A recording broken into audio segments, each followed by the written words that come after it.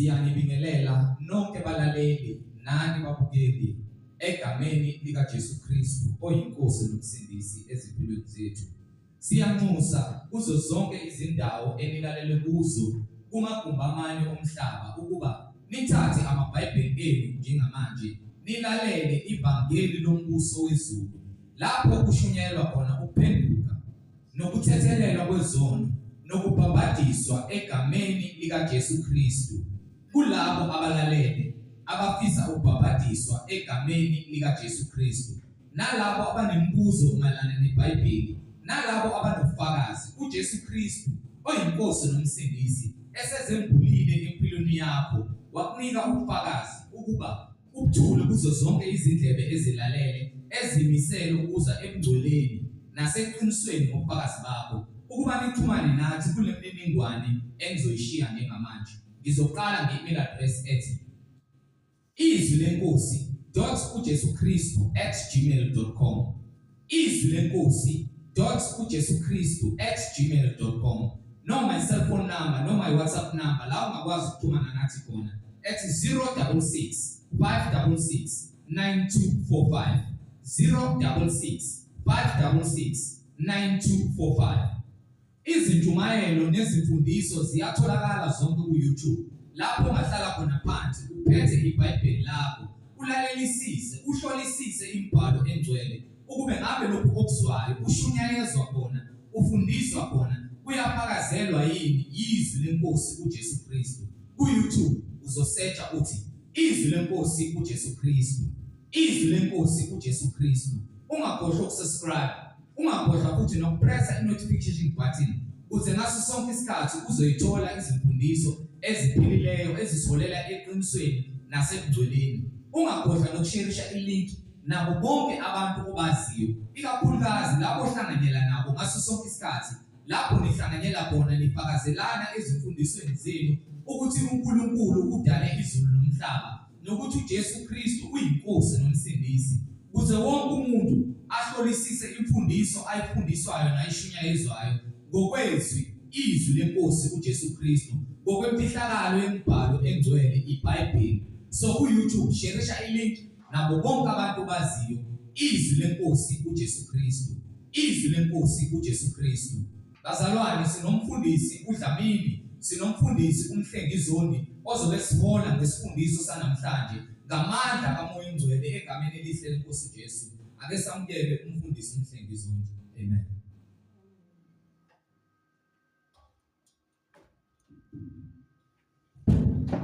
Siyanibingelela bazalwane egameni lenkosi uJesu Kristu uMandla onke.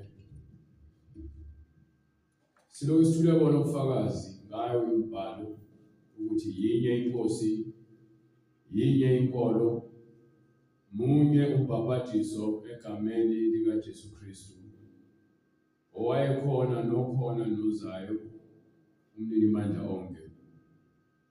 Silokhu simbonga uNkulunkulu bazalwane ngomusa asenzela wona nothando lwakhe sisaphila inyama isahlangene nomphefumulo nangethuba esinikwe lona ukuba senze kahle phambi kaNkulunkulu ukuze kugcwaliseke ukulunga kwakhe kuthina esithola umusa sikhulekele nabanye ukuba bafinyelele ekwazini iqiniso ngokuba kuyintando kaNkulunkulu ukuthi bonke abantu basindiswe.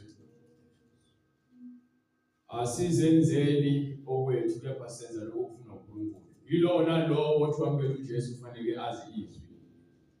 Singena ngezwi ezulwini ukuba kuthiwa kumele libhalwe esiphongweni noma ebuzini lalowo okholwayo. Isho njalo incwadi esambulo engabusisi. Incwadi esambulo sahluko 22 sukela ku-verse 6.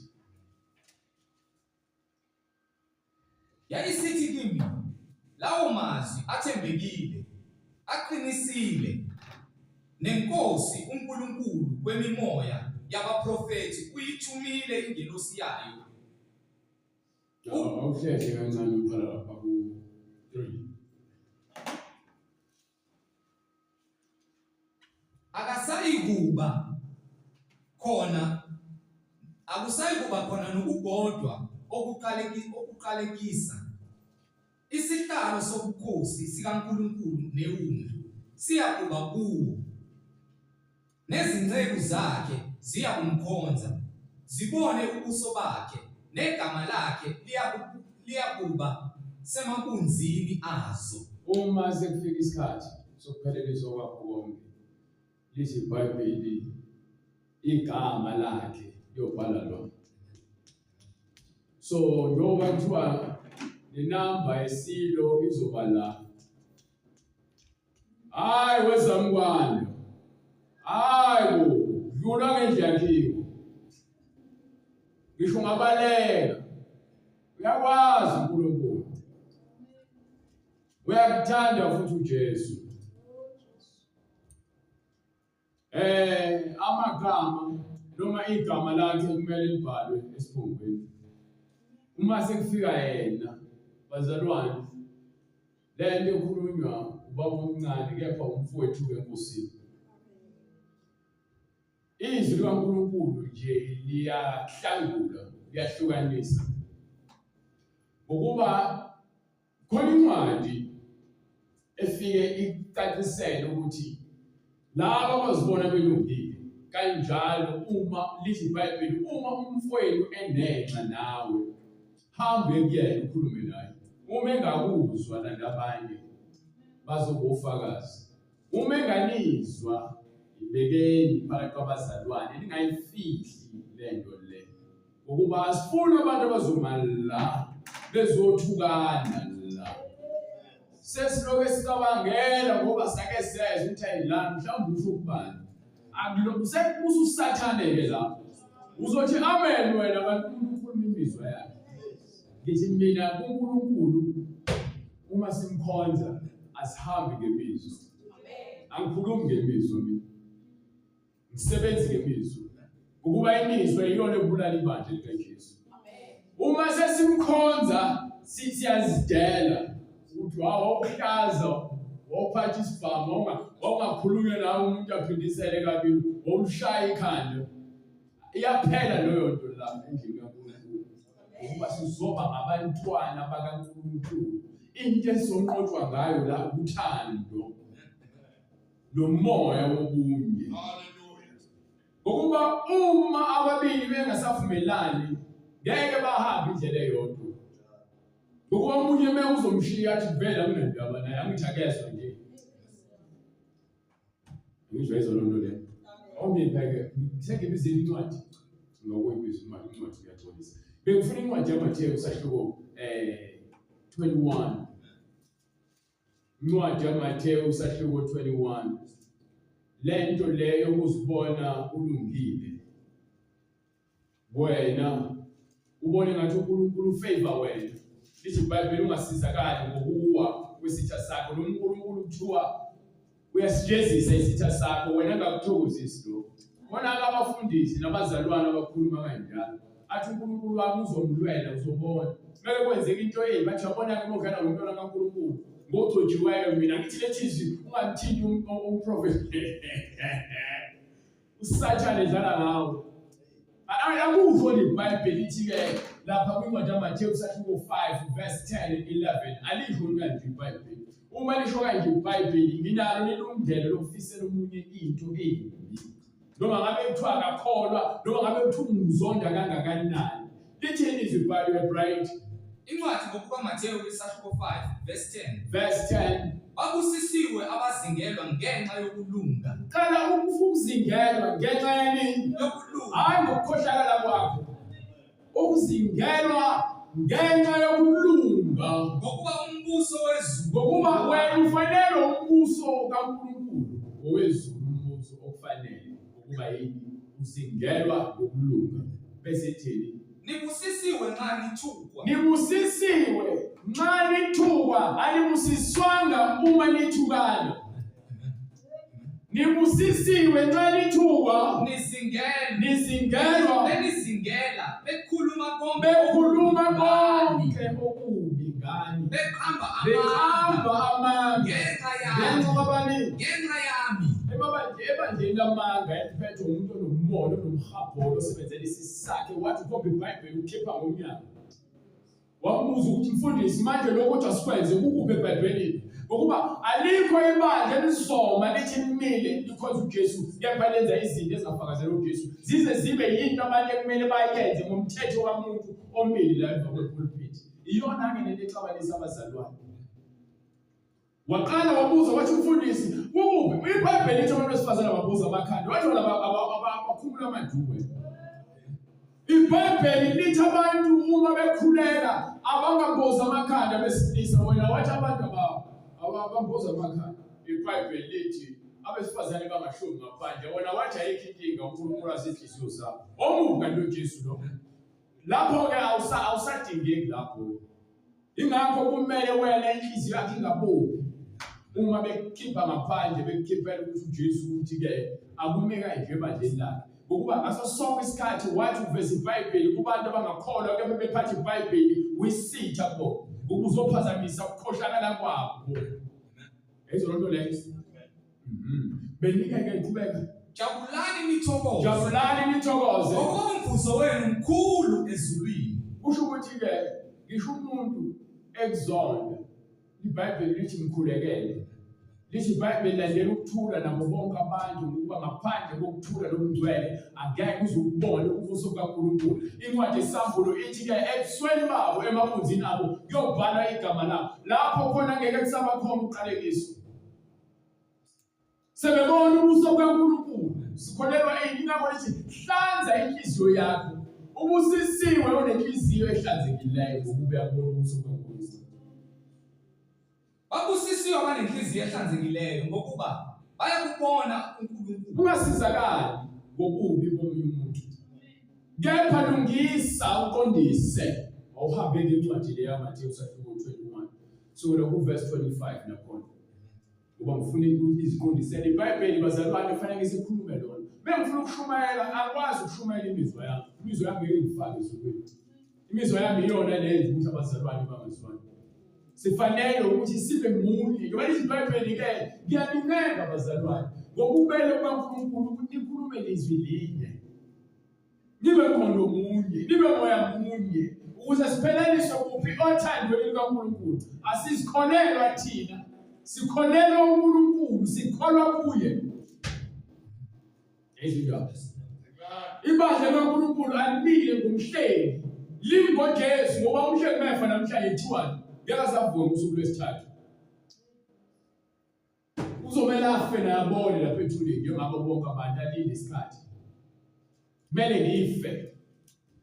So angikwazi ukuthi ngathatha umsebenzi ongaka uNkulunkulu anikela ngegazi lakhe lona lodwa elithembakele elingcwele lafeza ukulunga kwakhe bese ngibone ngathi indaba ingabi ngokuba sekukhona into enemali phakathi. Njalo kunemali phakathi ilapho khona kusuke kucaca khona ukuthi ubani osebenzela uNkulunkulu.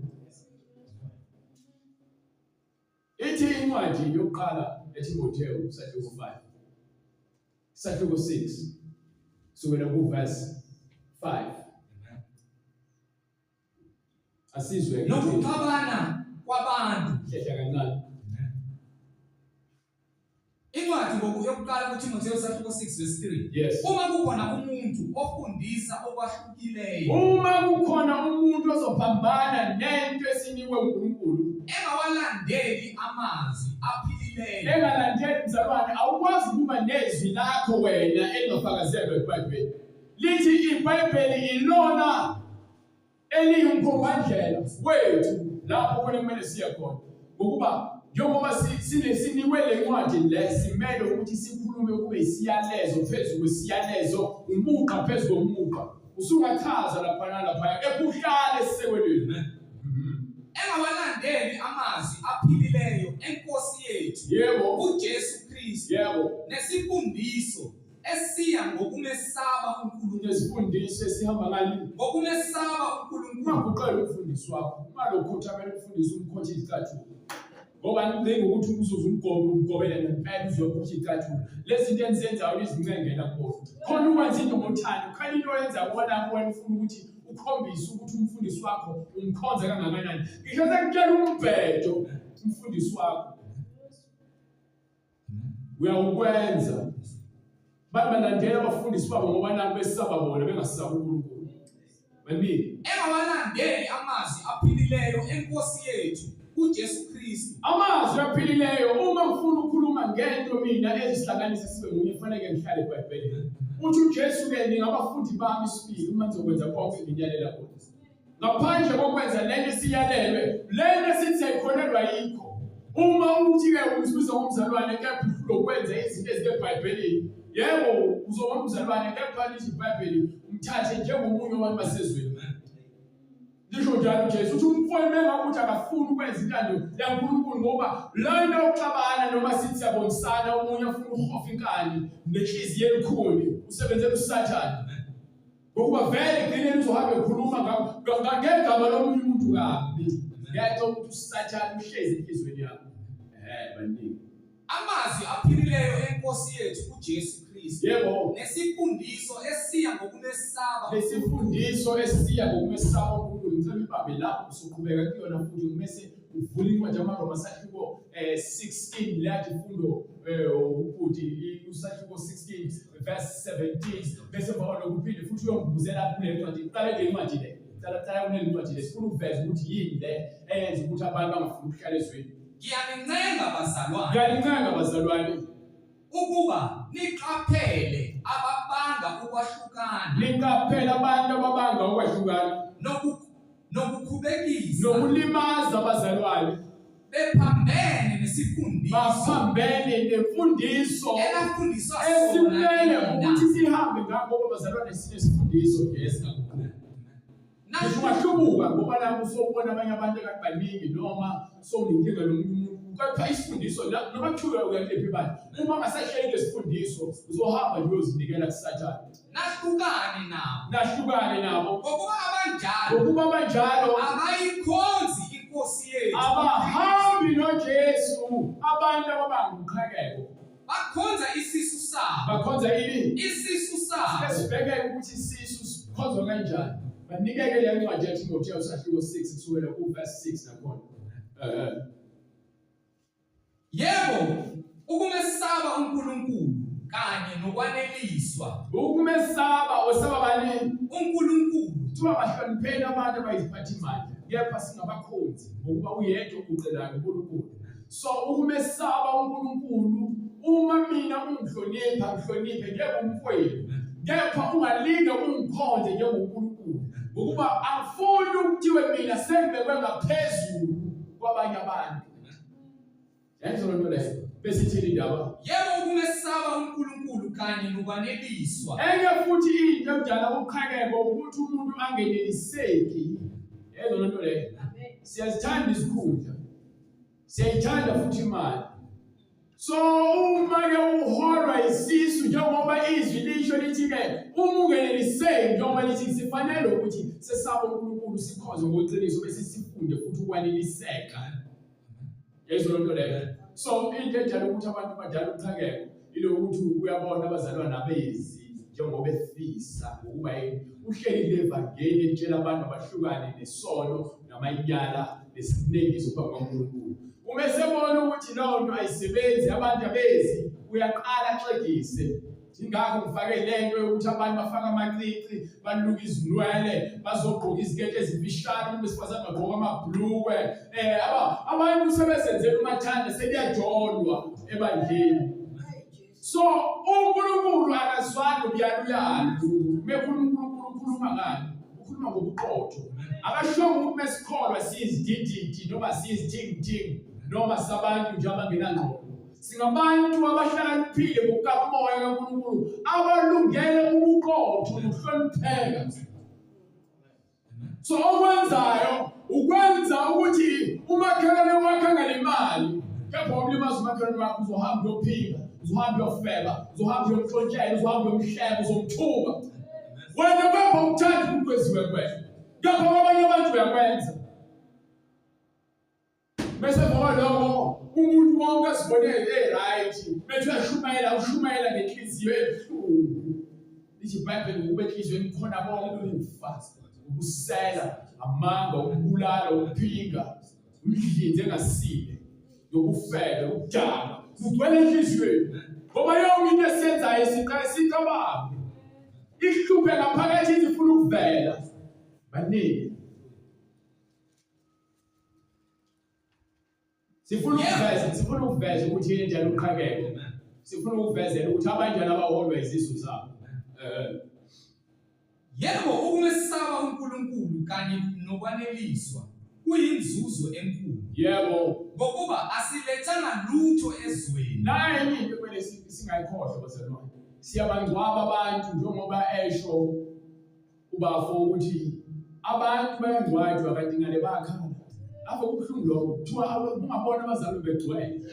Amakhono agcwele athi abasezayoni bashayisa ubusabo, abaseweseni nabo bashaya ingoma zabo, amaroma nawo nensimbi yabo bonke kuthiwa kugcwele. Umzalwane lo mfundisi omkhulu, akekho umfundisi omkhulu. Mina nginoyedwa nje umfundisi omkhulu. Nginoyedwa nje umpriest wami emhlabeni. La emhlabeni akho priest. Lalela, emhlabeni akekho umpriest okhona njengamanje. Ngoba abapriest babehambisa imihlatshelo. Abapriest bavula imboniso. Abapriest ibona behlala e-altar. Ayisekho i-altar, asetholeke ezulwini manje. Njengoba isho incwadi emaHebheru ngithi. Kusho incwadi emaHebheru.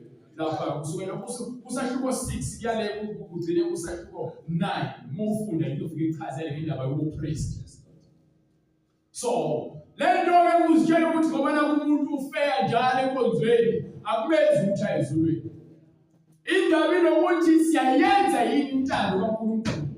Ngokuba emhlabeni sifike sigigeke sigigwe izinto esizibonayo ezenza uthando kaNkulunkulu lube lincane. Une-excuse yokungayi enkonzweni. Une-excuse yokungathandazi. Une-excuse yokuthi wena waye ungasabonakali enkonzweni. Kepha kwezinye izinto uhlezi utholakala ugamenxe kuzona zasemhlabeni ezingamdingi uNkulunkulu, ezingahlanganisi noNkulunkulu. Ngisho enhliziyweni yakho ungakhuluma lokho okukhulumayo uzikhohlise, kepha uNkulunkulu ohlola inhliziyo uyakukhombisa ukuthi wena sowuhlubukile. Ukhuluma nawe uwedwa. Ngisho ungazama ukuziqinisa la, uzama ukuthi uvele wena uNkulunkulu yethu usunghlubukile. So awukholelwa ukuthi ubukwe abantu, ukholelwa ukuyobona uNkulunkulu. Ngabe ukulungele yini uma ufika umaphamba? Ngoba lithi iBhayibheli njengoba sifikele emhlabeni amfikanga mfumbethe imali. Abanye abantu mfumbethe bathi ufumbethe isiphiwo sakho amanga lawo. Wakhuluma uyisela ufumbethe uma uzale ufumbethe waba yisela futhi wawufumbethe uzoba yisela wena. Uma uyisport uyisidakwa futhi wena wafumbethe uzoba yisport wesidakwa wena. uNkulunkulu wendala umuntu eqondile. Izifundiso zabantu lezo nje eziletha uSathane. Lezo wafika umuntu. Ngisho ungahamba ngempahla ezibiza abangcwabe ngazo. Wafika umuntu. La emhlabeni wafika wakhetha wena ukube isitabane. Wakhetha ukufaka amazinyo, wakhetha ukufaka izinto zokufaka, wakhetha ukupenda izinwele, wafaka izinzipho. Nakho-ke sewufile sebeyakhula lezi zinto. Hayi bahlala ngawo.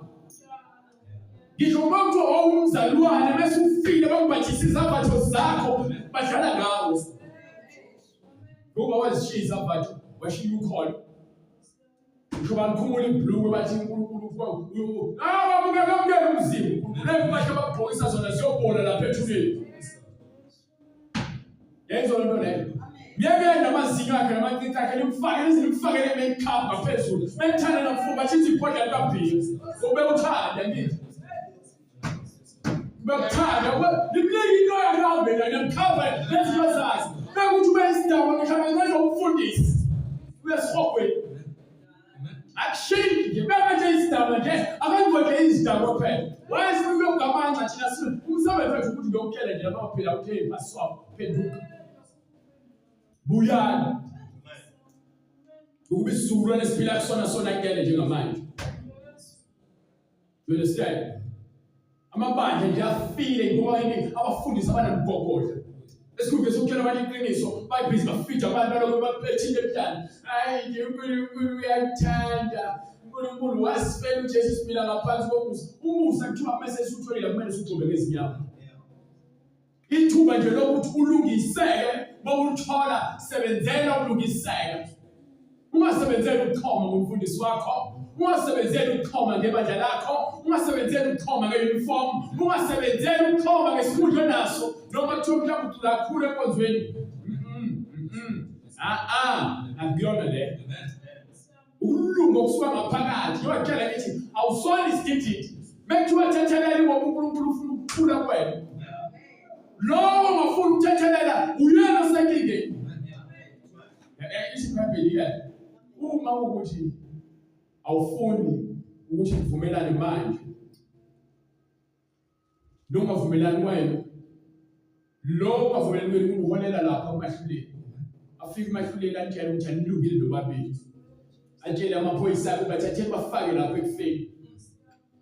So awusho ukuthi hayi mina ngobuyela waqala nje wathethela ingulube yakhe ngena lapha mina ngasekonja kusasazela izinja zami sithi ingulube yakhe ngoba kezwe ngangimtshelile. Uleso ngoba uphindisela njani ngokubi lithi iBhayibheli ungari okubi ngoba okubi ngokuhle khona inhliziyo seyikhohlisa ijabula umdrela kabilo ukukhombisa uNkulunkulu usekhuluma athi ubuzalwane wemzalwane ubuzalwane uthi uyenza lento yakhe agcwalisa inkanuko ngoba into uNkulunkulu angayifuni ukugcwalisa izinkanuko zethu njengoba besho ukulo kwethu kuvelaphi aveli lithi kumalunga ethu neinkanuko esinazo. Incwadi yokuqala kuTimotheo isahluko 6 from verse 6. Yebo ukumesaba uNkulunkulu kanye nokwaneliswa kuyinzuzo enkulu ngokuba asilethanga lutho ezweni. Yini eyinzuzo enkulu? Ukweneliseka nokwesaba uNkulunkulu. Yini eyinzuzo enkulu? Ukweneliseka nokusaba uNkulunkulu. Ngokuba asilethanga lutho ezweni. Ngokuba le emhlabeni angizange ngifike nalutho, ngafika nje yinqunu ngikawula nje ngikhala mhlawumbe engakhala kwathiwa ngincinzwe khona ngizokhala kwayona into engayenza-ke ungangibona nje ngisekingane ngazi ukuthi ngazalwa sengazi iBhayibheli ngangazi lutho. So ungikheleke masuhambe ukholwa umuntu owazalwa njengawe uyafika njengawe ubabelele nje kuyena wazalwa njengawe noma sefa nishiye umnini manje onke siyamshiya uJesu. Yebo ulizwi wabasenyameni kusho bani iBhayibheli ulizwi hayi ushembe futhi hayi uMaria naye wayejalile wazalwa indodana kaNkulunkulu akazalanga ulizwi. uMaria azange asazale uNkulunkulu.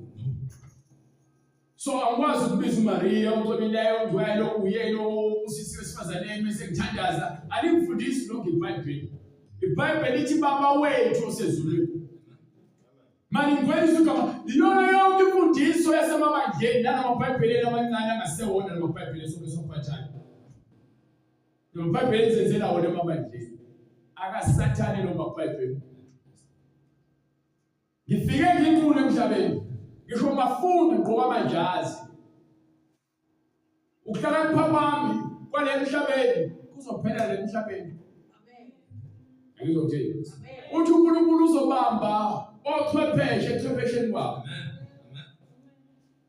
So le emhlabeni nje akusizi ukuzibona wena ungcono nomunye umuntu noma sozibona sowungeke ezolweni ngoba lento emphakami iqala ngokuzibona wena sokubona ngathi usolunge kakhulu.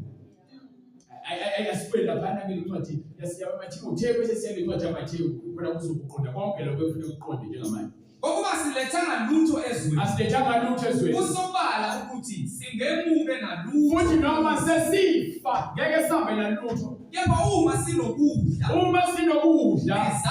nezambatho aseneliswe yikho uma sinokudla nezambatho. Into eqhatha amabandla yona ukubona ngazi ukuthi uhlupheka ungaphezulu kwamandla bese bawa lokho uqala imali ufuna ibandla lakho. Amabandla asunguliwe obandla lakho asungulwa ngoJesu. Iyona lento ebulala nje umzimba kaJesu. So vela abantu bobabisa njengoba kusho iBhayibheli bawuziboqela abafundisa obatshela into ezifunwa yibona bese bokwa lokho balalele baflathelise indlebe zabo eqinisweni ngoba indlebe zabo ziyabathi. Iyona lento le yokuthi mawushumayela wena uzokuthi why isifancane la futhi ngela nakulona ibandla likaJesu ngelona impela ke lelo Ilona impela ke lelo ukuba le ngwele khona thiba ke inkulu indlela and futhi ibanzi ihanjwa abaningi bayihamba ngokuthanda kwabo akukho kuziluka akukho kubheka uyahamba nje kumnandi kuyaqulwa kumnandi kudliwa amaphasika kudliwa amalathi kumnandi kwenziwa amaphathi kuyacelebratewa ama-birthday umfundisi akabizwa ngomfundisi uthi udeti umgcotshwa ubani obizwa ngomgcotshwa le eBhayibhelini mekuthi uyedwa-ke manje mina uthatha kanjani ugcobo lwakhe ulezo lwakho angikwazi ukuthatha udumo lukaNkulunkulu ulezo lwakho uma sifa ngoba sonke sizofa akekho oyakuphila enyameni okwaphakade akekho futhi ozofa emkhathini ayohlala emkhathini ngeke usundize uma ufa umzimba wakho uthante emoyeni fanele ubuyele enhlabathini njengoba uNkulunkulu ekhulumile ajiki futhi uthi noma kuthiwa uyomiswa kuthiwa umbukise kusazofika umlilo uzokushisa abanye phela nginoMichael Jackson kuthiwa azangcwatshwa bavele bamumisa so uma ufuna uyombuka uyokhokha imali yokubuka nje isidumbu esavele somiswa ngoba kuyigugu uMichael Jackson kulabo abayizibulo abakhonza abantu sifike sinqule emhlabeni sizofa into edala ukuthi amamandla ehlakazeke lencwadi yakutshela ithi njengoba sifike sinquzwa hamba sinqunu besithini ke kepha uma sinokudla nezambatho asaneliswe ngeke izambatho zinethe ezulwini ngeke ukudla vele nje uqhume enhlabathini ungazange usebenze kuyasetshenzwa kepha kuthiwa ungalinge uzama ukwenza inzuzo ngendlela engafanele ngizothini so uzobothi manje liyacimba noma abantu bezi uqale bamdayisa isikwazi udayisa amafutha manje usuqala uthale lethi ingubo zakho ngizithandazele uNkulunkulu unginika amandla ngizwile nje omunye yakhe ngizobe sendawo ukuthi anonetha nama-idea ezideba zey'ngane into engekho leyo nabo Jesu bevuka phela manje ukhukhumele lowo engaqondi lutho lithi izwi-ke baningi abavuka egameni likaJesu bethi sibonakaliso badukisa abaningi le nto yokhuluma izwi ayabuliwe kubazalwane khona abantu bayakholwa khona sishumayela kanje dawa ngeke ngiye lapha bayasijaja nje awuthathwa yimina awuzi uthini uJesu nami ngisho lento esho uJesu kwincwadi yaJohane sahluko 12 sukela kuverse 45 47 48 49 besifika ba 52 ngoba khona uzoqonda ukuthi anginamandla okulahla wena angilahli umuntu kepha ngikhuza abantu ukuthi kunemkhuba esiyenzayo kunezinto esizenzayo ezingamkhazimulisi uJesu khona sithi sikhonza uJesu yalezo ndaba incwadi yaJohane sahluko 12 from verse 45 uthini uJesu obona mina ubona ongithumileyo usho uJesu uthi obona yena ubona ongithumileyo uze ezweni ngikukukhanya ulethe ukukhanya ukuba yilowo nalowo okholwa kuJesu angahlali ebumnyameni so uJesu uzosiza thina ile ndaba ukuthi evangeli sibona ngathi ikhuluma nabanye abantu ikhuluma nawe ikhuluma nami njengoba lethi iBhayibheli ke izwi kaNkulunkulu likhali kuze ngikheba esika nhlangothi zombili lishaya lijule ayizolo le alisebenzi ukuthi hayi ngitshela bona nami impela ngobunye wezoni omlomo wami ungcolile yayizolo nto le ngoba futhi ngikhela phakathi kwabo abantu abangcolile yakuzokutshela andini uma umuntu ezwa amazwi kaJesu angawalondi bese ngawagcini lowo angimahluleli mina isona sizathu sokuthi uma soqala ukushumayela sithi thathe iBhayibheli lakho asifuni ukuthi amen la ukuthi ushande khalabala uwahanda asifuni lonto leyo abantu iBhayibheli ngokuba nihambe ngisho lonto babadlela amanga nivuka umoya kuliphuphuze phansi nomfundisi uthwalele abafundisi beni bathwele ngani nigqila zabo ingakho bakhotha izinyawo lezicathulo nisho uyena kuphela nje uphathiswa ivangeli akekho umuntu ngixoxela mina umsangano lo umpetho lo Awusambo intwelele nombhedo into embi umsangano esehlanyayo ngoba nomunye uprofeti wayehlanya waze basiza ingilosi esayibulela imbongolo ngenduku Hallelujah. ukuthi wayengafuna ukuhamba imbongolo yabelahlela phansi kanti imbongolo seyibona into angayiboni wathi angafuna amehlo wavuleka ingqondo so nje umsangano into ekhona emabandleni baholi bethu umhabholo umona into ekhona abadlalami ibona abasebenzela izisu zabo angifuni ukusebenza angifuni ukukhuthala ngifuna ukwenza amathuba nosomathuba mawufa kuthiwa hayi umoya uzowela usithembiso ngoba njalo ifaya usithembiso ngani uphezulu sidakela ukuthi abantu bafeka uthatha isidala uzosenza umgcotshwa le ebandleni sekugcotshwa yena ugcobo olwele kuyena kanti sekuyifa lakamtheni ngoba yini nina lento khona ngoba ukuthi ifa nje vele lokudluliswa ngenxa ukuthi kunezimali ezifakwayo la ezitsheni semnikelo nemali zokweshumi bese nizakhela futhi imnikelo mawubheka ukhona umfundisi wakuthanda bokhuluma kanje kwendlo into ayenze cha ngaphandle uNkulunkulu bemthini inhliziyo ubaphenduke ngeke baze bakuthande bazokhipha basina ngokuJesu ushilo bakukhipha ngomasina kodwa banishaye nebethole ithuba mawuthi ungancengiswa isona asincenge asinqengwa isona ngoba asincenge isona sisho sinazokala kamnandi inkani ukuze igcwalise kepha nje asina ndaba nawo sifuna ukubona ufile uhamba banike Uma umuntu ezwa amazwi ami engawaloni. Uma umuntu ezwa amazwi ami engawaloni. No, angimahluleli. Angahluleli umuntu. Ngoba leshophisi angahluleli yakhala izwi thini ngoba izwi lona lisibolayo. Angeke ngize ngifike kuJesu ungazange ngihambe ngomhlahlandlela. Sizofika kanjani uJesu umlandela umfundisi? Alisho iBhayibheli uJesu bekhuluma namaFarisi ebatshela ukuthi akubona lokho okungena emlomeni. Okungolisayo.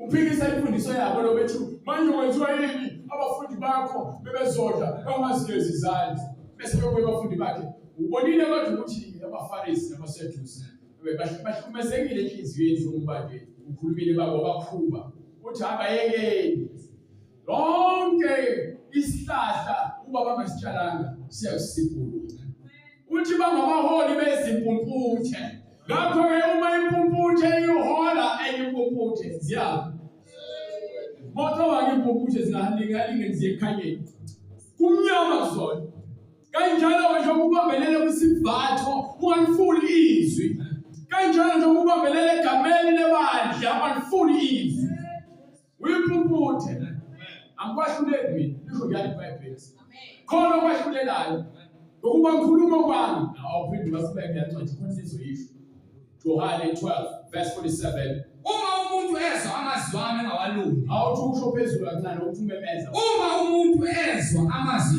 ami engawalungi eyiphi incwadi obatshela ukuthi incwadi ngokukaJohane isahluko 12 verse 47 yes Uma umuntu ezwa amazwi ami engawalungi umuntu ezwa amazwi ami engawalungi no angimahluleli umuntu awuyalahla noma mahlulela khona ukwahlulela kokulungisa isimo khona ukukulahla ngoba kubonakala kanjani ngesikhathi sowenza yabo manje isikhathi uthi hey hayi mina ngcono nje kunobani ngokuyafeba mina ngamane ngiziyake ungcono ngani yiwona ke lokho kulahla umunye umuntu welufuna ukuzibeka endaweni ekhanda kepha ukufile nawo kepha uma abantu bexabana noma njengamanje njengoba izwi ikhuluma izwi lehlulela hayi kuhleli lithi izwi lenje lohamba ngaye kuyona kepha lithi kumina walingi wahlulele ukuze nawe uzokwahluleka ngoba uma uzothi unogongolo emehlweni akho bese ukhopha ugongolo kumfweni unenkinga ingakho ngithi isidaba nesifebe ngeke zahlulelana Yesu lonto leyo ngeke kwenzeke so kufanele ugeze ubuso bakho ucupha amazinyo akho ugeze amakhwapha ayimnuka fake i-roll-on bese ukwazi ukutshela umuntu ukuthi hayi ndothanda ugeze wenuka fanele usindawe la usule ngempunzi Because ukwazi ukutshela umuntu ukuthi hayi ndoda ngeke lazizibukani zikasela Amen. Awubesho njalo noma unohlahla nje ukhosile nje. Siyafana. Uma umuntu ezomazi ame ngabaloni angibahluleli mina. Ngokuba angizanga ukuba ngahlulele izwe. Yes. Kepha ukuba ngisindise. Ukuze izwe isindiswe. uNkulunkulu fanele akhuze ngomoya wakhe. Njengoba esitshela ukuthi izifebe azingene embusweni, kusho izwi. Azingene embusweni izifebe. Izidalwa azingeni, abathakathi abangeni, abathanda nabenza imilingo abangeni. Izinja abafundisi abagcwele umoya wenja nomhobolo. Yayizona leyo. Ababulali abangeni, abanenzondo abangeni, abanamagqubu abangeni embusweni kaNkulunkulu. Kuthiwa yindawo yabangcwele. Kuthiwa babusisiwe abahlanze izingubo zabo ngokuba-ke lapha endlini kaNkulunkulu bangena ngamasana. Awungeni ngophahla. Awuyikho enye indlela ubribe lapha ufike nemali yokugwazela noma la emhlabeni sigwaze. Uthi akathathi mgwazelo womuntu. Uthi akakhethi ubuso bomuntu. Ngisho ungafika unama-hips lapha uthi wena uNkulunkulu uzuspina ufuna umkhombise. uNkulunkulu akanendaba. Uthi wena wajalwe yimina ngiyino enhle ngashwele. Hamba esihogweni. Kungena inhliziyo elungileyo lapha ngeke. Abusisiwe abahlanza izingubo zabo ukuba bathole ilungelo labo emthini wokuphila. Yebo-ke. Ngaphandle bangene emzini ngamasango. Ngaphandle kukhona izinja. Ngaphandle kulo muzi lo. Ngaphandle. Hayi ukuthi mhlambe yile kude ngaphandle. Kukhona izinja. Nabathakathi. Nezifebe. Nababulali. Nabantu ababulala abanye abantu. Nabakhonza izithombe. Nabantu abakhonza beguqa emadlozini. Nalabantu abaguqa ezithombeni. Yayizonto leyo. Nabo bonke yonke into ebeka enhlizweni yakho wayikhonza wacela kuyona ukuphila ingayelo uNkulunkulu. Isithombe sakho leso. Idemon lakho likhonzayo lelo. Nabo bonke abathanda nabenza amanga. Awuthi kuphinde futhi lapha kwincwadi yawo ukuthi isabhulo sakho 21 kusukela kuverse 7 sesicathisa nje ukuthi leli vangeli akulonela nombani alinikwanga izithithi leziyoyo linikwa amadoda akwazi ukuthi abeqinisweni ngizomthela so asishumayeleni futhi ukuthi sizincengele kuwena sikela nje imikhuba ezokupholela ekufeni ngokuba yini ukufa kokuqala vele kuyasibusa uma sinqoba kona ngoJesu siyakwazi ukuthola ukuvuka kokuqala bese kufa kwesibili ngabe namandla phezulu kwethu. Utheni umbhalo? Incwadi kwisambulo esahluko 21 verse 6. Wayesethi kimi sekwenzekile. Uthini? Sekwenzekile. Yebo. Ngingu-Alpha no-Omega. Umqali nomphelelisi. Ukuqala nokugcina. Yebo. Owomileyo. Ngiyakumphuzisa ngesihle.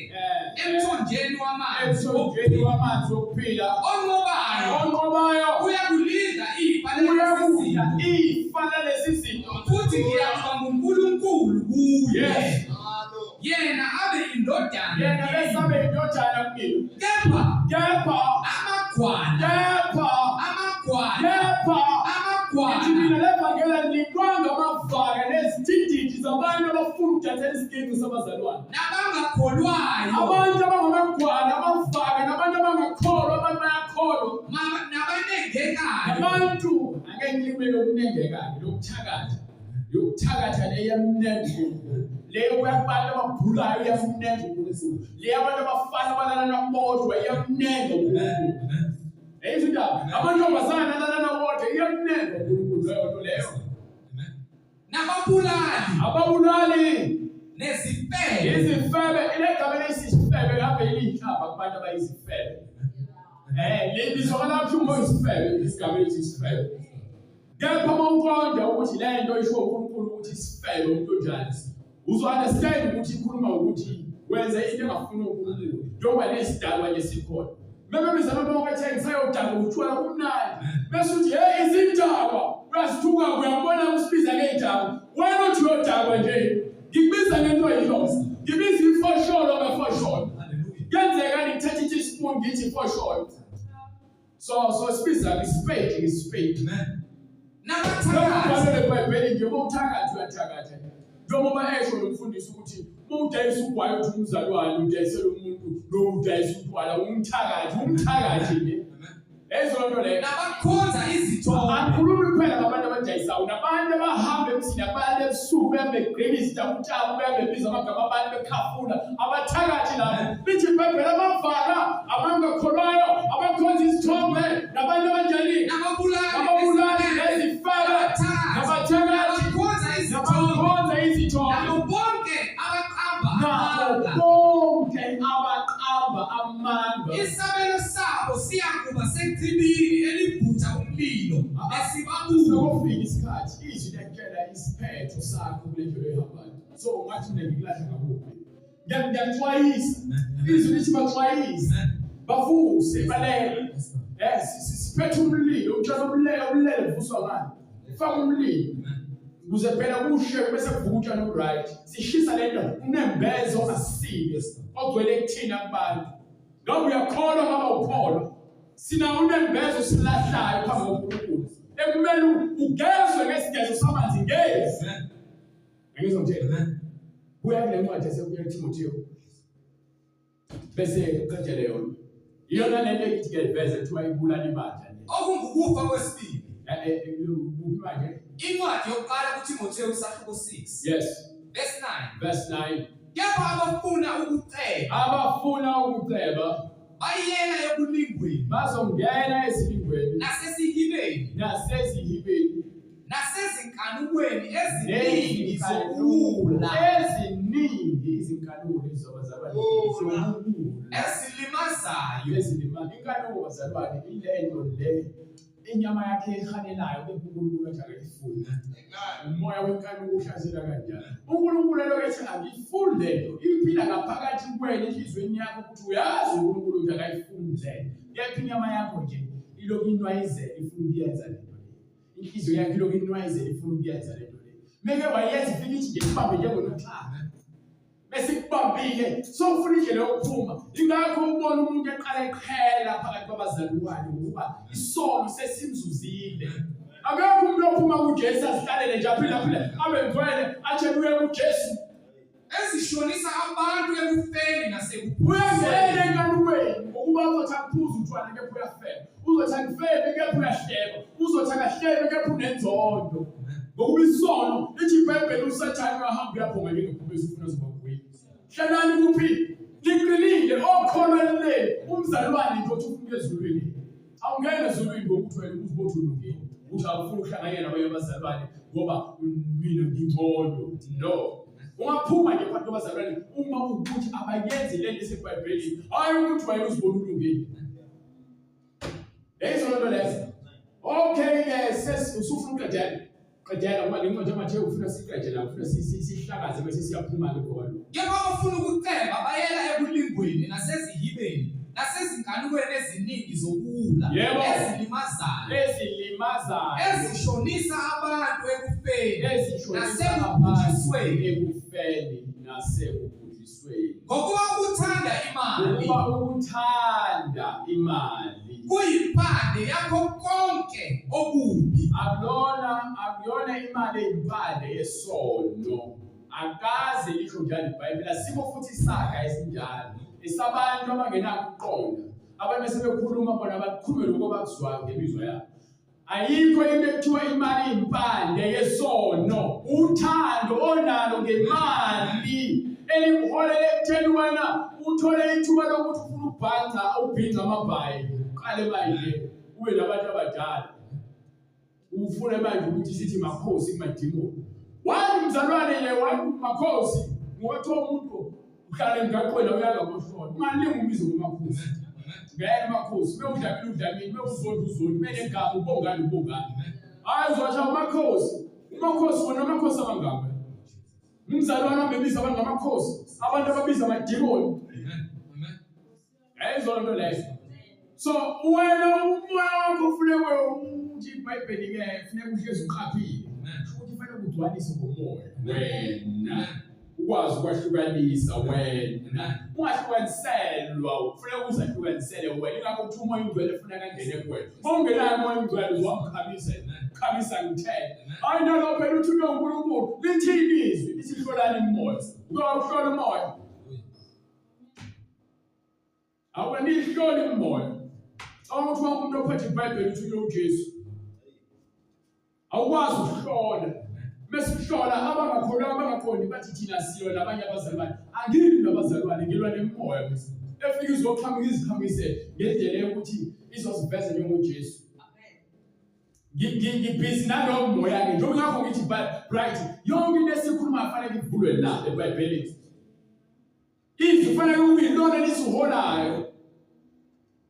Yayindaba ithi incwadi ngithi incwadi yabali ya bright le engangifundile Johane eminya Joshua kwakusahluko basha sahluko 20 ba le khona veza ukuthi wayesevula incwadi ifundisa abantu ngomthetho kusukela kumncane kuze kuyomdala ngisho abantu besifazane azangakhethe. So lozo zinto ezinjengalezo nje simele ukuthi si-understand noma siqonde umthetho kaNkulunkulu sibambelele kuwo. Mina abazalwane ngiyixwayisa ukuthi niqonde imibhalo ngokusathana uphumile. Ingakho kunamabandla amaningi kangaka nabavangeli abangaka. Kepha uma usuqonde izwi uzokhululeka ngoba uzozwa lo muntu ekhuluma into epoison ukuthi lo akuyona yaNkulunkulu. Phume kuyena. Uyayithola ithini?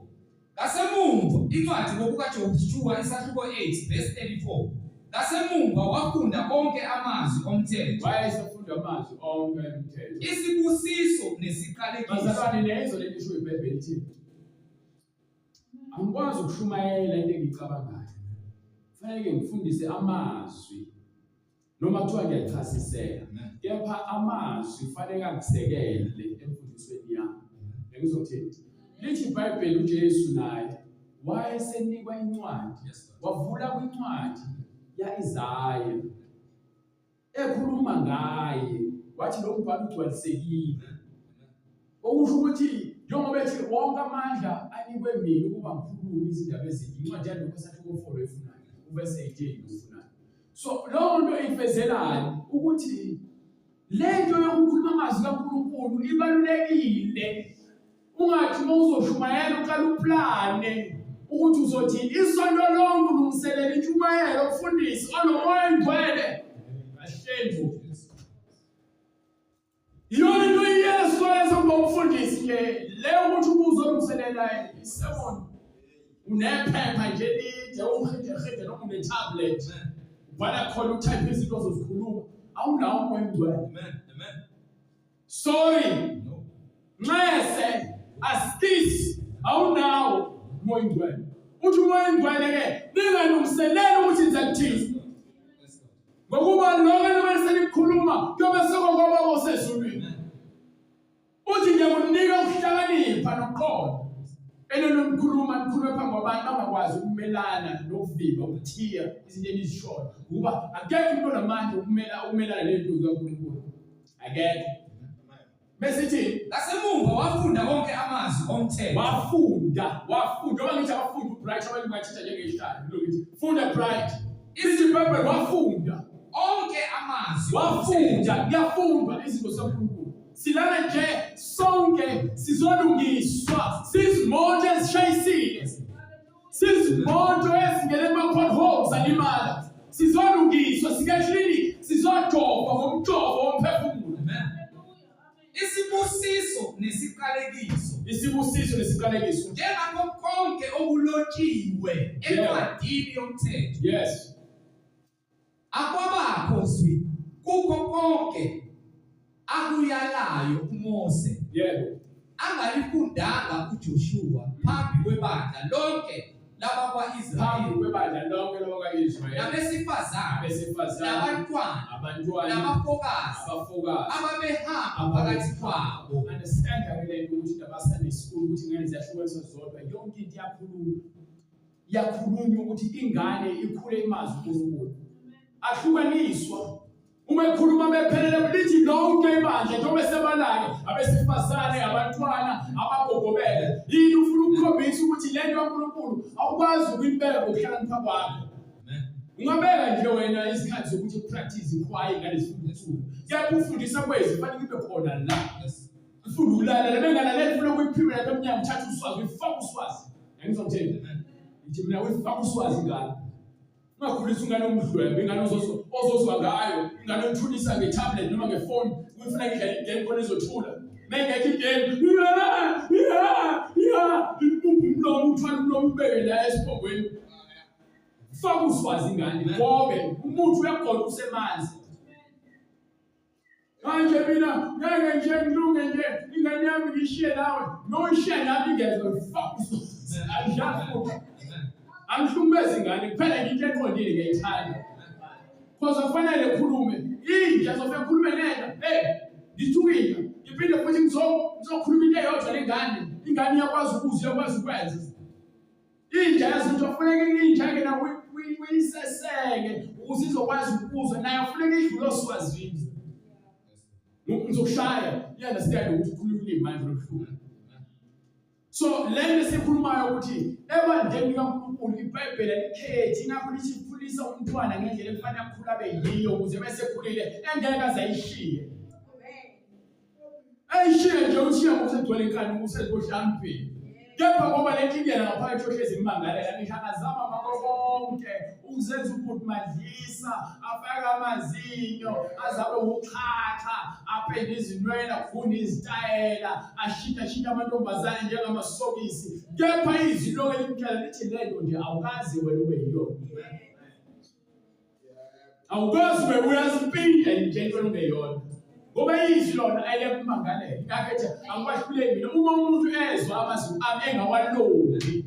Khona uzobahluleli ekugcineni. Yizwi engalikhulumayo ilona eliyakumahlulela ngosuku lokugcina. Ngosuku lokugcina siyatabasa. Asinankani umhlola, asibhombe umhlola, asiziphakamisa umhlola, asinankani hey wena ungafunga ukuthi uphela emhlabeni.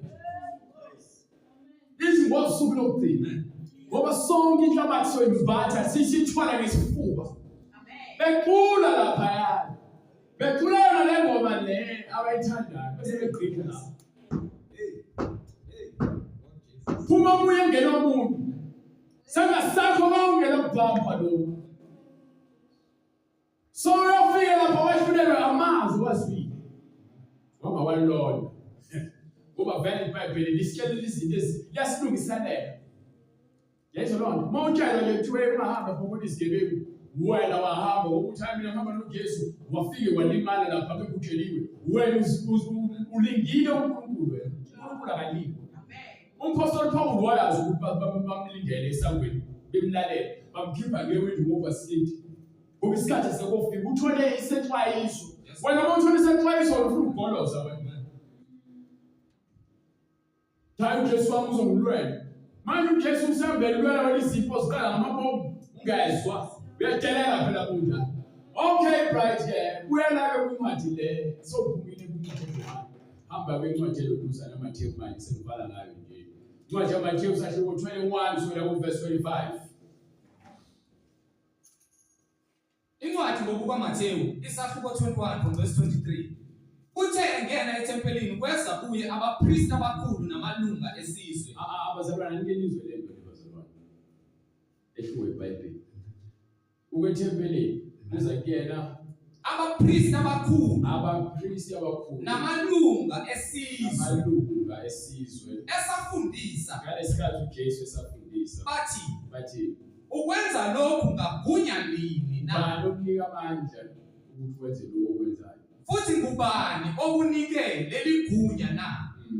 uJesu waphendula wathi nani ngiyakunibuza izwi libe linye. Nami ngizonibuza nje izwi elilodwa. Uma ningitshela lona nami ngizakunitshela ukuthi ngenza lokhu ngagunya lini. Bazalwane uJesu abe ngimkopela besikhuluma nabantu. Usuke kusakhuluma umpikiswano.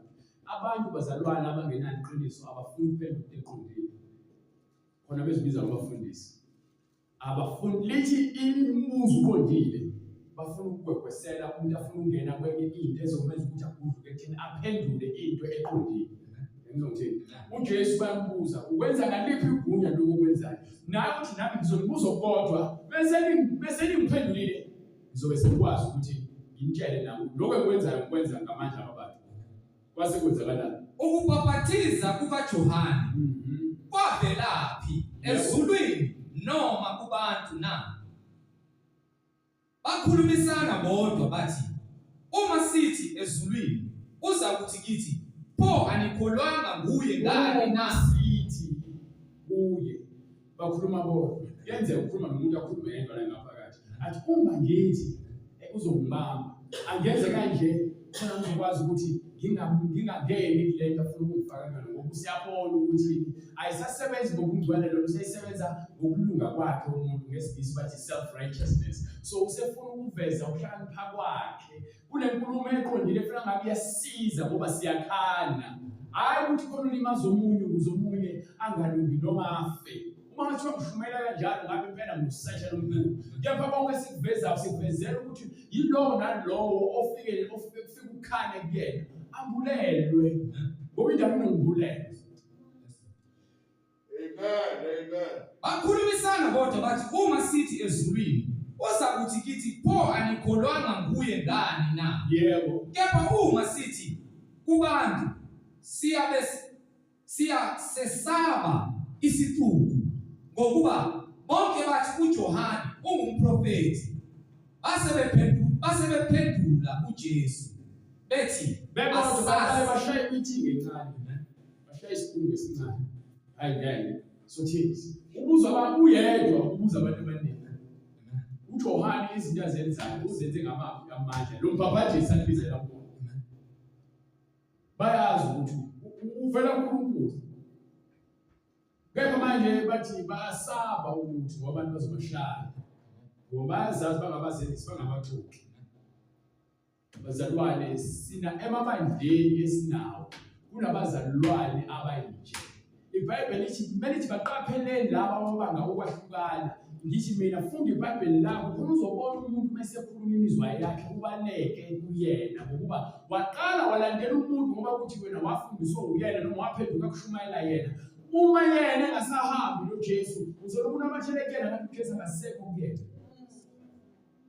Kumhlungu ke lokho sowulandela impuputhe nawe sohamba ngemizwa. Basuke umfundisi wakhe nje isala senkosi inceke kaNkulunkulu, umgcono kaNkulunkulu banomoya. Kumhlungu ngoba uma esephumile ezwini uzozikhulumela imizwa yakhe, uzodonsa abantu abaningi abadonsela yena abazomuzwa kahle. Baningi. Base bemphendula uJesu bethi, asazi. Wayesethi kubo naye, impendulo uyazi, kuyakuthi awazi ukuthi ukhohlakala ngoba yena ufuna ukuvuma iqiniso. Wayesethi kubo naye, nami anginitsheli ukuthi ngenza lokhu ngagunya nini. Yebo. Ayipheli lapho phela. Kepha nithini na? Uma wayenamadodana amabili, umuntu wayenamadodana amabili. Waya kweyekuqala wathi, mntanami, yebo, hamba uyosebenza namuhla esivinini. Yaphendula yathi, angithandi, kodwa ngasemuva yaguquka yaya. Yebo. Wayeseya kwenye, washo kanjalo. Yona yaphendula yathi, ngiyaya Nkosi, kepha kayiyanga. Yiyiphi kulawa amabili eyenza intando kayise na? Yebo. Bathi kuye, eyokuqala. Eyokuqala. Ngenzeka mzalwane, utshele into ebelikhulu inhliziyo, kuyaphemba kwesikhathi ukubeze bese njini ukuthi ayithangenze. Khona umuntu othi into hayi ngizoyenza bazalwane, kuthiwa sixolelane mfundisi, siyaxolelana, mvunye mfundisi. Kepha umfundisi uyavuma ukuthi uzoyenza le nto, kepha enhliziyweni yakhe ayikho, uzothi ngaflathela hamba yokukhuluma kabi, athi kuba ngiyenze lo nto ungijoyela kabi. So ulele uthe uzoyenza kayenzi, lo wokuqala uthe khona ngiyenze. Kepha uthe bese kuyingqondo ethi ngeke ngiyacela asixolelane ngoba yisekuyingqondo. Sekuyabuza umuphi right lo othe uzokwenza noma lo othe ngeke enze kepha wenza, noma lo othe uzokwenza wangenza yilo othe ngeke ezenze wenza iqiniso. Ezo nto leyo bese uthini indaba? uJesu wathi kubo, ngiqinisile ngithi kini, abathelisi nezifebe bangena phambi kwenu embusweni kaNkulunkulu. Abantu kungena abantu nje bengakholwa uNkulunkulu. Bekhona abantu bayakholwa bebasindisiwe. Bekhona abafundisi begoloza lezikhundla. Bengaholela abantu. uzophenduka kulandwe izibotho, kulandwe izidakwa, kulandwe ababulali, kulandwe iziphingi, kulandwe abathakathi azofakaza ngabo uJesu. Wena usabambelele ekutheni mina ngezulwini ngokuba ngikhuluma ngoJesu, kepha into uJesu athi yenze ungayenzi. Phela nje into ebuhlungu ngoba ekhombisa abaFarisi abantu abazibona belungile, begcwele umoya wokuzikhohlisa bona, bengafuni ukuvuma iqiniso. Le mhlabeni ongakwazi ukuvuma iqiniso, uyohlezi uzibona ulungile bekhwela apha. Kepha uNkulunkulu ukala imoya. So leyo nto leyo nje iyasivezela ukuthi ungalindi uzibona ulungile. Sifanele ukulungiswa yizwi. Ngoba le nto ongathetheleli, le nto yokuthi inhliziyo yakhe ibe lukhuni, uthando lungabi khona phakathi kwabazalwane, ingokuba khona lo moya obanga ukwahlukana noqhakeko. Le kuthiwa subheke, qaphela. Abantu abasebenzela izisu zabo. Mawusendaweni abantu abasebenzela izisu zabo, bakhuluma inyama yabo, bakhuluma uJesu. uJesu hlezi kubona ekhuluma indaba yezibusiso azokunika zona. Umsebenzi kumele uthole, imali kumele uyithole, ingcebo kumele ube nayo. Leli iBhayibheli lithi singasebenzeli indleko emhlabeni. Akusho ukuthi ke uzucebe, kuthiwa lezi zinto ziyakunezezelo. Ezakho, kepha uma usebenza umsebenzi wokulunga kwasezulwini izakuthayiselwa ngaphezulu. Ayikho ke lula indlela kaNkulunkulu eholela lapho. Ngoba ifuna wena ube umuntu ofuna ukubekezela. Lento singayifundi, ingakho sifuna ushortcut. Sifuna abazalwane. Khangela imfundiso echache eBible school. iBible school nje indawo kaSathane. Ngoba abantu abaningi bahamba belezwe benomoya indwele babuye sebe-empty lapha. Sebezoveza ukuhlakanipha kwabo. Asamele kulandele iBhayibheli sebekhuluma izinto abazicabangayo ababona ngathi ukuthi zizokwenza ibadla lisimama. Asebenzi kanjalo. Sebenzi yani, sebenzi into omsangano mina ngihlangana nayo. Uthi umbhalo incwadi yesayibheli ukuthi verse 8 akusu right, ngiyabonga kakhulu right. Yazi ukuthi umdlanja mningi. Ngokuba uJohane weza kini ngendlela yokulunga, anikholwanga nguye. Yebo. Kepha abathelisi nezifebe bakholwa nguye. Yebo. Kodwa nina khona nikubona anigugukanga. Khona nibone nizwa. Ngifuna ukuguquka. Yiba lamanje bazalwane sishumayela kanje. Abantu bayazazi ngokwembali, yabashilele imbali. Kepha bayokuzonda, bafuna ukukhuluma kabi ngawe noma bayophenduka uNkulunkulu ebasizile. Kepha nje amakholwa ngifuna nikufake engqondweni zenu. Labantu abazibiza ngamakholwa noma ngabe bakumapha amabandla, uma ezibona elungile yena imbali engalungile, okwazi ukuthi bona abantu laba bazoyisihokweni. Njengoba ngitshela kulandwa izifebe, kulandwa izigebengu ukuze kubonakaliswe amandla kaNkulunkulu. Laba bangaphakathi njengoba kuthiwa labo bokuqala bawokugcina nje yokuzodoba. Awuhambe incwadi yezenzo kusaphinde uqhubeke. Incwadi izenzo isahluko sesibili verse 36. Awuqala from verse 36 impela. Ngakho indlu yonke yakwa-Israyeli mayazi impela ukuthi uNkulunkulu umenzile inkosi noKristu uJesu lo enambethela nina esiphambanweni. Yebo. Sebekuzwa bahlabeka enhliziyweni. Base bethi uPetro nokubanye abapostoli, madoda bazalwane, siyakwenze njani na? uPetro wayesethi, pendukani. Siyamemezela yona le ndaba yokuphenduka. Sithi abantu abaphenduke, yekani ukuzikhonza, yekani ukulandela izinto ezingenamsebenzi. Shiyani imisebenzi kaSathane. uSathane usethe izigqila nje zokubi ukuthi bengabantu abagqilazeka ezintweni ezingamdumisi uNkulunkulu. So umethiwa phenduka nje asibizeli kumhleli noma ebandleni likaLikli ngoba lisho njalo. Sibizela uJesu. Sithi thatha uJesu. Yayizothethe. So sithi phenduka yilona lo abaphathiswe egameni likaJesu Kristu. Awubaphathiswe egameni likaBright, egameni likaPostoli Paul, egameni likaMhlengi noma kwela Shembe. uShembe wahlulwe ukufa. Ezona umkhulu wakho nokhokho wakho bonke bahlulwe ukufa. Nalesangoma osihambayo sohlulwe ukufa. Ezona leyo. Nawe usazohlulwe ukufa. So khona banqoba ukufa, banqoba uSathane. Ngifuna yena lowo ukuthi ngikubizele kuyena ngoba nami ngiphephela kuyena idwala lami lapho ngiphephela ungumpheme wami waphakathi.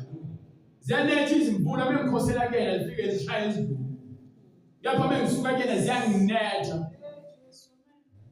Zinginetha umsashana zangihlabela thatha inyango. Ngcono vele uyilengisi. Ukuthatha amaphilisi waphuza. Phuza imbiza yonke lo vele ufe. Athi uJesu mina ngikubizela ukuphila. Amen. Ingakho lithi iBhayibheli funda ukweneliseka. Funda ukweneliseka. Mongeneliseki uhlezi ufuna more. Siyazi inhliziyo ifana umbhodi omkhulu omnyama ungagcwali. Ingakho noma sonemali ufuna enye imali, uthi uyathola imali lokufuna enye imali. Kuba ufuna ukugcwalisa inkanuko awusanelisekile. Ngithi ubuhola 2000 wathola umsebenzi wokunika 15000 ugijima uyofuna imoto ka150 noma ya 500000 bafuna installment isika 6000 ngenyanga ingane zakho ufuna ukuzisa isikole esibizayo nawe ufuna ukugqoka izimpahla ezibizayo nanga ama-bills abili kuphela kwenyanga amanzi ugesi uyakhokha usale ebhenki uno-10 rand imali yepetrol uyayiboleka. Ngokuba yini ithi imali yanele ukuthi wenze izidingo wena uzifake kwizindleko. Mkhuba wethu thina abantu lo. Mkhuba wethu. Bhayibheli lithi funda ukweneliseka. Akusho ukuthi ungazifuni izinto kepha mawuzokwazi ukuthi umelane nazo izinto zenze ngendlela eright hayi kumenzeleni ngoba lithi lo wenza indaba ngendlela engafanele iyakumshiya emhleni yakhe njengesilimo. Kabuhlungu. Uthi umbhalo wephendukani lona lowabhabhadiswa egameni likaJesu Kristu kukho ukuthethelana kwezuluzelo khona niyakwamukelisa isiphiwo sikamoya oyingcwele ngokuba isithembiso ngesenu nesabantwana benu isaba bonke abakude bonke inkosi uNkulunkulu wethu eyakubabili bafakaza nangamanye amazwi amaningi bayala wathini zisindiseni kulesizukulwane esiphambeneyo siyisizukulwane nje thina nje esinhlanyathwayo sidukile. So balekela uJesu ngempela uphila.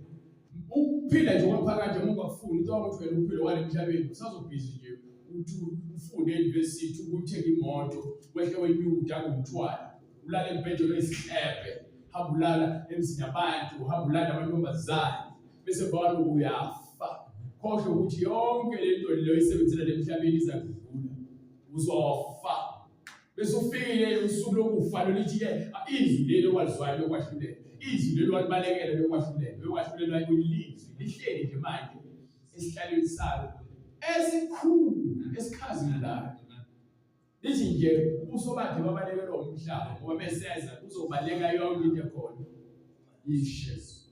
Okay, wayesefakaza nangamanye amazwi amaningi ngoba wathi sindiseli besizukulwane esibambeleyo.